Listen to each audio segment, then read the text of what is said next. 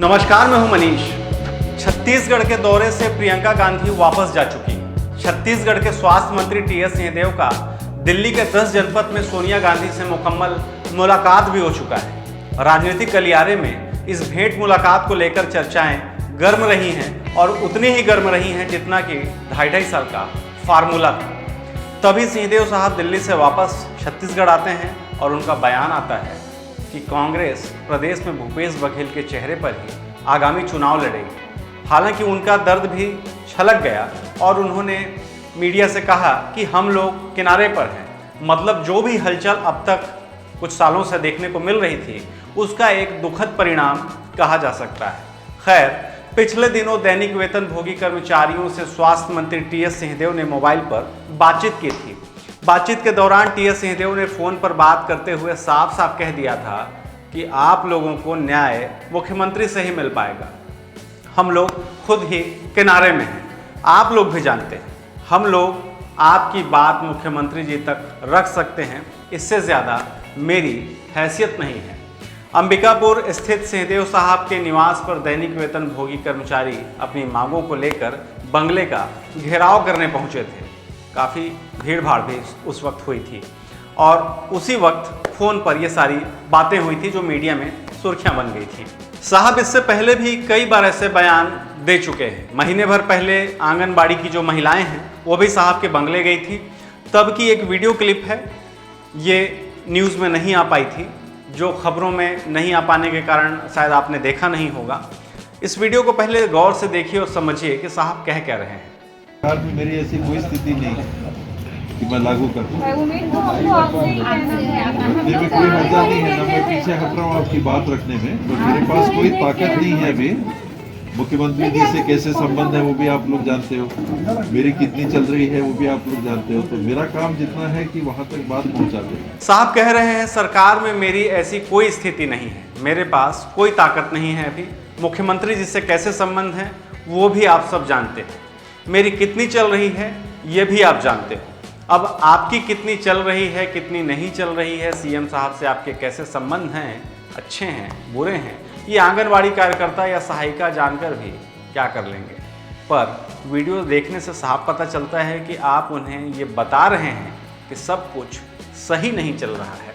बस इसीलिए और यही वजह है कि बार बार ये सवाल जन चर्चा का विषय बन जाता है कि क्या ऐसे हालात में सिंहदेव साहब कांग्रेस छोड़ देंगे। निस्संदेह यह सिंहदेव के राजनीतिक सफर में सबसे असमंजस का दौर है। ऐसा हम नहीं, उनके बयानों और बाद में स्पष्टीकरण वाले बयानों से यही सिद्ध होता है। पहले की तरह ही हाल में नियमितीकरण के लिए सिंहदेव के आवास घेराव करने आए कर्मचारियों के समक्ष टीएस बाबा ने अपनी अक्षमता प्रकट कर यही साबित किया था। लेकिन कभी उनके इन्हीं बयानों से वे छत्तीसगढ़ की राजनीति में रेगिस्तानी मृग मरीचिका और लखनऊ की भूल भुलैया दोनों एक साथ दिखने लगते थे। क्योंकि सिंहदेव सरगुजा के स्थापित नेता हैं, शायद रहे हैं, और उनके हजारों समर्थक भी। लेकिन ऐसे ही हालात में एक भ्रमित सेनापति की सेना जल्दी ही बिखर जाती है, ये भी किसी से छुपा नहीं है। ऐसे में उनके सहयोगी और समर्थक क्या समझते हैं, ये जानने के लिए हमने सरगुजा कांग्रेस के टीएस समर्थकों से बात की। सिंहदेव और उनके बयानों ने स्थानीय स्तर पर कांग्रेस में दो तरह से असर किया है। एक, समर्थकों का ऐसा समूह जो उनके बयानों को लेकर असमंजस और अस्पष्टता के साथ सिंहदेव साहब का बचाव करने वाली शैली में दिखाई पड़ रहे हैं। जबकि वहीं दूसरे कांग्रेसी नेता जो पहले सिंहदेव गुट में थे अब दीगर गुट में हैं या फिर किसी गुट में नहीं हैं भी, वे कैमरे पर बयान तो नहीं देना चाहते, पर उनका मानना है कि सिंहदेव के द्वारा उन्हें कभी घोर उपेक्षित होना पड़ा था। उनका मानना है कि आज सिंहदेव की उपेक्षा होना उनके साथ एक तरह का न्याय है, क्योंकि उन्होंने हमारी अनदेखी या उपेक्षा की थी। ये कुछ लोग हैं, पर ऐसे करीबी लोग हैं जिन्होंने पूरी ज़िंदगी सिंहदेव साहब के लिए अपना सब कुछ दांव पर लगा दिया। वे बड़ी ही आध्यात्मिक सहजता के साथ सिंहदेव की वर्तमान स्थिति को देखकर राजनीतिक नियति की संज्ञा देते हुए मौन हो जाते हैं और आए दिन सिंहदेव साहब के कांग्रेस छोड़ने संबंधी खबरों के बीच इसलिए हमने सोचा कि उनसे बात कर ये जानने की कोशिश की जाए कि आखिर उनके समर्थक क्या सोचते हैं। आप भी देखिए। शुक्रिया। इसका कोई पुख्ता ना तो संकेत सिंघदेव साहब ने दिया है, ना कोई अधिकृत ऐसे कोई बयान आया है या कोई किसी ने कहा है कि नहीं वो पक्का जाहिर हैं। ये अभी तक राजनीतिक हलकों में चर्चाएं हम लोग भी सुनते हैं और मीडिया में समय समय पे आती रहती हैं। उनके बयान भी हालांकि आए हैं कि भाई वो तो कभी नहीं जाएंगे, लेकिन परिवार के सदस्य या उनके फॉलोअर्स जो भी है वो स्वतंत्र हैं, उनके लिए वो किसी पर रोक नहीं लगाएंगे। अभी कल्पनाओं पर कोई मोहर नहीं लगाया जा सकता।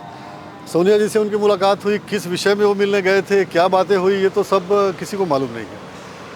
हाँ, समय समय पर उनके बयान जो आते हैं, थोड़ा सा सिंघदेव साहब बहुत बड़े राजनीतिक के रूप में जाने जाते हैं, किंतु बहुत ही बेबाक वो बोलते भी हैं। ये उनकी व्यक्तित्व की कमी कहें या अच्छाई कहें कि उसका अर्थ का अनर्थ निकल जाता है। कई बार यदि जैसे उनसे पूछता है कि आप अब पूछते हैं कि आप मुख्यमंत्री बनना चाहते हैं क्या, तो वो उनका रहता है कि कौन नहीं बनना चाहता। अब इसका आप अर्थ लगा लीजिए। चूँकि हमारे फादरली गार्जियन हैं महाराज साहब, और माननीय मुख्यमंत्री जी हमारे मुख्यमंत्री जी हैं, और पूरा गार्जियनशिप के साथ में हमारे चुनाव में पूरा गार्जियनशिप किए। कभी भी महाराज साहब ने हम लोग के सामने या फिर जब भी सीनियर लोग बैठते हैं और सभी रहते हैं, तो ऐसी कोई बात यहाँ पे नहीं हुई है।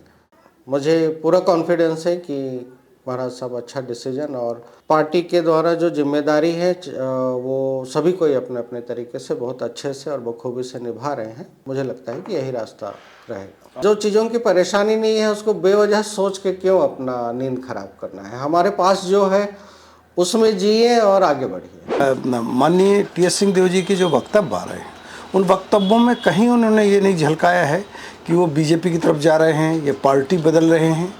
अपने घर में अपने घर की बात करना एक अलग बिंदु है, और पार्टी में परिवर्तन लाना, क्योंकि इनका परिवार लंबे अरसे से और ये लंबे अरसे से कांग्रेस के लिए इतने समर्पित रहे हैं कि इस बात के कयास लगाना मेरे समय में अभी न तो सही है और ना भी समयानुकूल है कि वो पार्टी बदलेंगे। इसलिए उनके पार्टी बदलने का कोई प्रश्न नहीं उठता। कहाँ जाएंगे वो? इतने दिन कांग्रेस में कार्य करके, उनके परिवार का कार्य करके दूसरी जगह कहाँ जाएंगे और क्यों जाएंगे? आज तक टी.एस. सिंहदेव जी ने भूपेश बघेल जी के खिलाफ व्यक्तिगत कोई भी आरोप नहीं लगाया है, और भूपेश बघेल जी ने व्यक्तिगत आरोप नहीं लगाए हैं इनके ऊपर। ये बहुत बड़ी बात है। भ्रमित वो कहीं से नहीं है। बड़ा उनका कॉन्फिडेंस लेवल, हम लोग हमेशा साथ रहते हैं, और 4 दिन पहले भी मैं उनके साथ था। संजोग से मैं रायपुर से अंबिकापुर तक उनके साथ सफ़र किया, तो उनका कॉन्फिडेंस लेवल बहुत अच्छा है। वो अपने एक लक्ष्य पे काम कर रहे हैं, और राजनीति में जहाँ पर कोई पद के साथ रहता है और जहाँ पे वो है और जहाँ पे जाना चाहता है, उसके लिए प्रयास तो वो करेगा। और 14-0 अगर संभाग ने दिया है, तो एक एक मतदाता इस नज़रिए से सोचा होगा कि वो सीएम बनेंगे। परिस्थितियाँ हैं, कोई एक व्यक्ति ही सीएम बनता है और हाईकमान का फैसला है। जो बातें 2.5 साल वाली हैं, आदरणीय टी.एस. सिंहदेव जी ने कभी नहीं कहा इस बात को, भूपेश बघेल जी ने कभी नहीं कहा ये बात को, ये बंद कमरे की बात थी, लेकिन मीडिया में आई तो कहीं ना कहीं कोई बात तो हुई होगी, और इस बात पे ये सब जो चर्चाएं हैं वो चलती रहती हैं।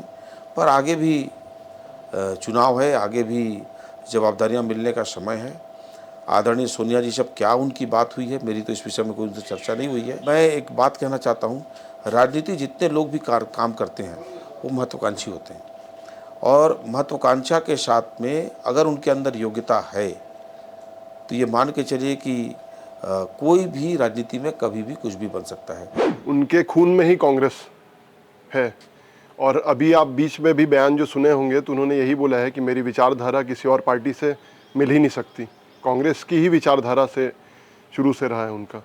तो ऐसा हमें नहीं लगता है कि वो कांग्रेस पार्टी छोड़ के जाएंगे। बाबा कांग्रेस में ही रहेंगे, ऐसा कुछ भी नहीं है। और जैसे मैं बोल रहा हूँ कि उन्होंने खुद भी बोला है कि मैं ये पार्टी छोड़ के जा ही नहीं सकता, तो ऐसा ये सोचने का कोई मतलब ही नहीं है कि वो कोई दूसरी पार्टी ज्वाइन करेंगे। ऐसी बात कर रहे हैं कि बंद कमरों में कुछ बात हुई है आला कमान से, तो वो कुछ न कुछ तो हुई होगी बात। हम लोग अभी तक हमेशा कांग्रेस पार्टी और बाबा के साथ रहे हैं, और आगे भी बाबा कांग्रेस पार्टी के साथ ही रहेंगे। सीएम बनने का टीस किसको नहीं होगा। जन घोषणा पत्र बनाए, पूरे विधानसभा में घूमे, आर्थिक रूप से भी कई लोगों का मदद किए, पर्याप्त मेहनत किए, उसके बाद कौन नहीं चाहेगा कि मैं सीएम बनूं। और चूंकि ये निर्णय हाईकमान को लेना है और बाबा भी हाईकमान के जो डिसीज़न है उसका वेट कर रहे हैं, और जायज़ सी बात है। और ये तो मैं भी खुल के कहूँगा कि नहीं बन पाना टीस का विषय है और हाईकमान को इस विषय में विचार भी करना चाहिए।